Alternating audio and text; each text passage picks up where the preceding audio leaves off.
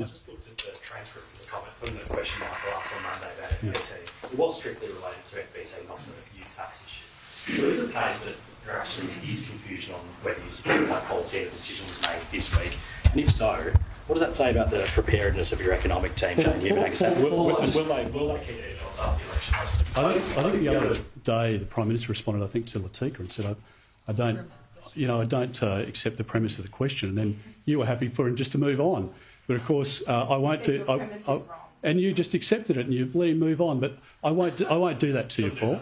I won't do that. There's been no policy change, no discussion about that policy this week. It's been long-standing since we took the decision. I answered the question in relation to the ute tax, and I've been very clear in relation to our position on the ute tax. In relation to the FBT issue, our policy has not changed since it was since we first announced our position. In relation to the ute tax issue, which I think Australians are only starting to hear, I think it's worth restating because I don't support Anthony Albanese's $14,000 tax whack on tradies and Australians who want to go and buy a Ford Ranger or a Toyota Hilux. This country's gone absolutely off the rails, mate. We've got two blokes, Peter Dutton and Anthony Albanese, leading us straight into the political bin fire, and somehow the rest of us are just sitting here sipping instant coffee like it's all bloody normal. But it's not. It's a circus. A joke. And the punchline? It's your paycheck, your ute, and your freedom on the chopping block while these clowns play games with your future. Before we dive into this political circus, where Dutton dodges every real question, Albanese deflects like a pro, and $14,000 mysteriously appears in trade tax myths, smash that like button like it's the last working brain cell in Parliament. Subscribe if you're done with press conference performances and media-fed spin. And hey, grab the new Make Albo Great Again tee, just $16 for 48 hours. Wear it while watching both parties fumble the future. Now, I'm not here to sugarcoat anything. This week in Hobart, Dutton got grilled harder than a snag at a Sunday barbie, and he still managed to dodge every bloody question like a snake in tall grass. Press Pack hit him with a simple one: what's the go with your EV tax policy? And instead of giving a straight answer, he did the old Canberra shuffle.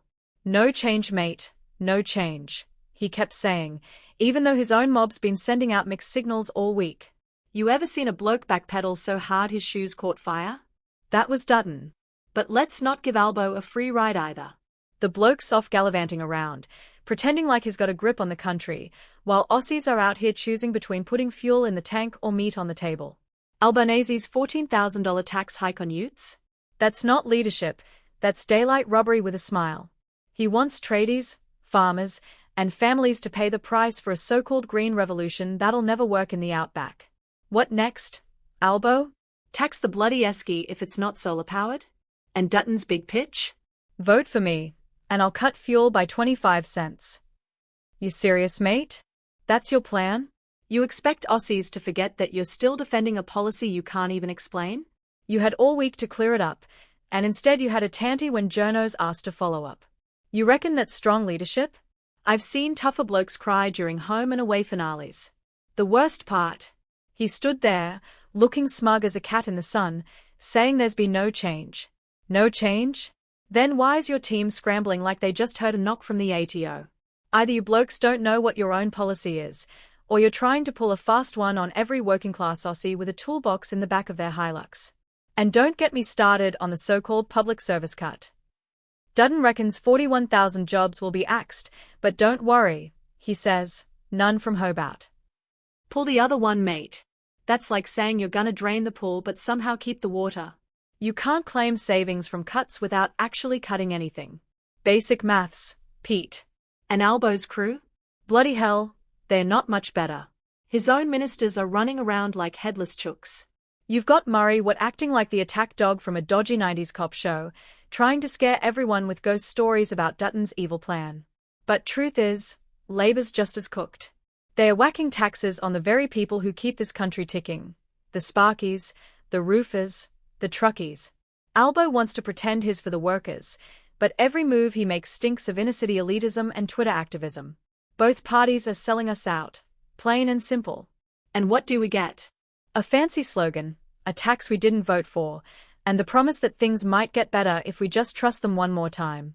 Mate, we've been trusting politicians since John Howard's eyebrows were in fashion, and look where that's got us. Paying through the nose for groceries, rent, and now, just for the right to own a damn ute. You ever tried driving an EV from Darwin to Alice Springs?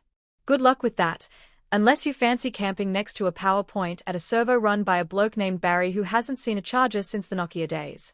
But that's what they want, a future where you can't go bush unless you've got enough coin to buy a Tesla and a generator. And here's the real kicker.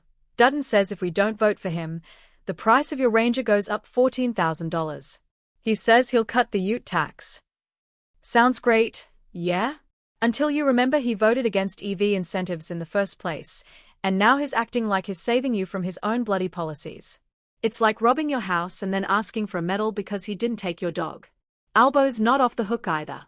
He could have nipped all this in the bud by making EVs more affordable without punishing Aussie families, but instead he's backed into a corner, pretending his tax is somehow good for the environment, when all it really does is line government pockets and make life harder for people who don't live in trendy postcodes.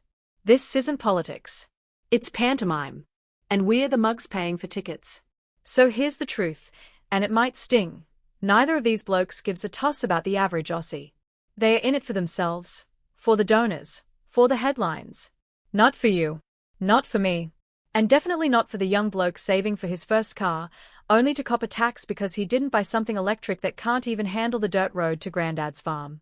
If you're sick of it, and I mean really sick of it, then smash that like button like it owes you a refund, drop a comment below and tell me what you reckon, and subscribe because I'm not here to kiss ass, I'm here to call it as I see it. You won't hear this on the 6 p.m. news, but you'll hear it right here. Oh, and if you're really game, grab the Make Albo Great Again shirt. $16 for 48 hours, because if we are going down, we might as well look good doing it. Stay loud. Stay angry. And whatever you do, don't let these grubs win.